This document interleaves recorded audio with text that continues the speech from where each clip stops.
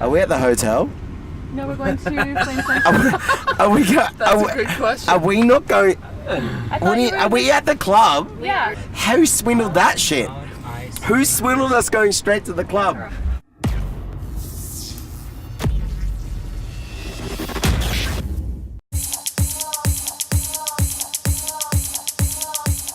Let's go in. I'm not actually going to really interview you, but I'm going to do like a fake interview for about one question. Calgary, tell us about it. When I landed in Calgary, all I saw was an absolute ton of grass and plains. Who? What? Just absolutely nothing when I landed, so I had no idea what to expect. Sometimes we fly into a city, and if someone were to give me a map and say, where are you right now? I have no idea. I don't know if I'm on the East Coast, West Coast. Oh my God. Certified crew right here. Every time you go to a new city that you've never played in, like, you don't know what to expect. So this was kind of a wild card. It was fucking awesome. It was small and intimate, which I love because you could see every single face, and I love playing during the day because I love seeing people sing along, especially to our unreleased tracks. I think the internet has kind of like homogenized things across the spectrum, even though we're in the middle of nowhere. Essentially, the kids in Calgary are just as knowledgeable and dialed in as the kids in Brooklyn or in London. I don't know if you remember this, but you retweeted this picture of my mom doing the bro hammer. She was like, what is the bro hammer like teaching us? This is amazing. When I was coming up and listening to like Sasha and Digweed and all these heroes back in the day, it was a journey just accessing the music. Whereas now I feel like the kids are almost overloaded with the amount of material because the market's so saturated because everybody's loving EDM. It's good because artists like us are able to have cool careers, but at the same time, there's so much music out there that I don't really know that this generation has to work very hard to get it. And that also in turn leads to like a really short shelf life on how tracks proceed through the market. And unless it's a super big skyrocketing, like, charting radio hit, like the shelf life of club tracks is... Yeah, everyone's already waiting for the next one to come out, like a few days before the other one. Yeah, 2 weeks, and it's like, where's the next one? Yeah. This is Fort Calgary. It's sort of the home base of Calgary's history. This is our first electronic show on this site. It's our second one of the year. We did the Mad Decent block party at another location a couple of weeks ago. As the festival scene has grown and the EDM scene has grown, it became natural to do a large-scale EDM festival, which this is going to be the largest in Alberta history, and it might be the largest in Western Canada this year.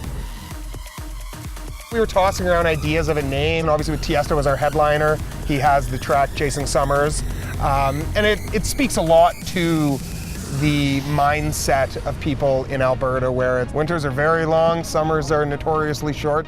Playing big festivals is just awesome. I mean, it's the biggest energy rush, and I feel really lucky and just to be able to play my music in front of thousands of people, and it's even better if they enjoy it, which is not always the case, but most of the time. That was actually the first time I've ever started from like zero crowd at a festival, so it was a little nerve-wracking, but I was stoked. By the end of it, it was full on. It's definitely a unique experience, and I was definitely shitting my pants for the first 5 minutes. I remember playing here about 10 years ago to about 200 people. Since then we've just been playing to more and more people here, and the crowd here are very up for it and very engaged in the music. That's what we want to play to, a bunch of really sort of motivated, enthusiastic fans, and Calgary definitely has that. I played here probably at least a dozen times in my DJ career. I think this is the first open air festival I've ever played in Calgary, so it was awesome. I usually play during like Stampede Week or what's that club I always play at, man? Flame Central, yeah. I always play Flame. The gigs at Flame Central, I particularly remember being, really good. It's probably the best theater venue in Calgary, but then they've just barfed NHL all over the inside. The big C's that you see all around us are the Calgary Flames logo, who we are associated with, and that's where the name Flame Central comes from. It can be pretty rowdy. I mean, anybody who's been in the electronic music industry can tell you it's a very different crowd, but we have a really loyal following. We could do 4 shows in the span of 2 weeks, and we still have the same kids coming every single time.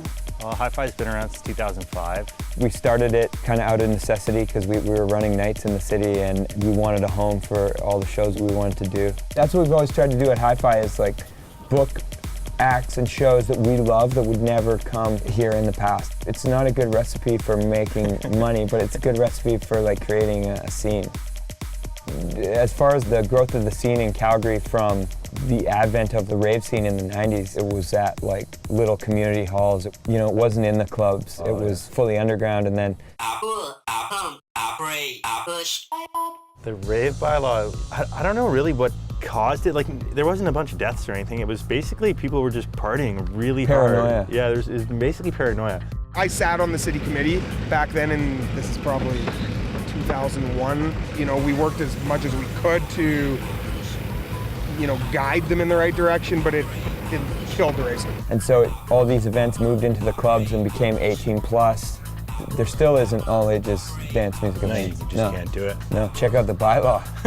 After the bylaw kicked in, it kind of made it really expensive to throw a party of that magnitude. Parties like this coming together, I never thought I'd see it again. You know, the city though as a whole in Calgary, not so much in terms of raves per se, but in terms of festivals and working with the established promoters to be able to do, you know, a large EDM event, you know, right on the outskirts of downtown has really been a positive move in the last few years. This is definitely the year of the outdoor festival in Calgary, where there's been a couple in past years, but this year there's just kind of, now that there's been like 7 or something. Totally, it's crazy.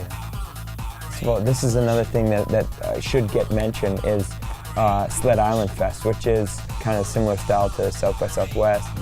They've spent the last 5 years building up this like amazing like locally produced festival, which has like so much love put into it and character, and this year it got cut in half by the flood.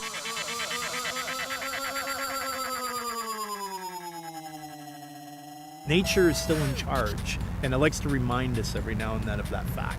Everybody basically in the downtown music scene lives in the flood area, so I mean it's displaced a bunch of those people who aren't back in their apartments, and businesses are going to go out of business, and some have already.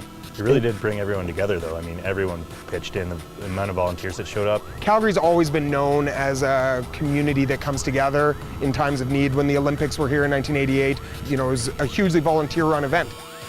And I think that it's going to be a good thing for the music scene in town. Even at the Mad Decent Block Party, right after Stampede, it was a couple weeks after the flood, and people were just kind of ready to let loose. Like they were, you know, it was like, okay, we went through all this bullshit for the last 3 weeks. Like let's kind of like turn things around and like let's party our way to like, you know, to like sanity, yeah, or something. Who knows? like let's party our way out of the flood. It's a rough country here. It takes a particular kind of person to really want to do well out here. What happened in Calgary and how people responded really speaks to that character of strength and fortitude, I guess it would be the best way to put it. It's just, you know, it reminded me of how actually awesome it is to live in Alberta.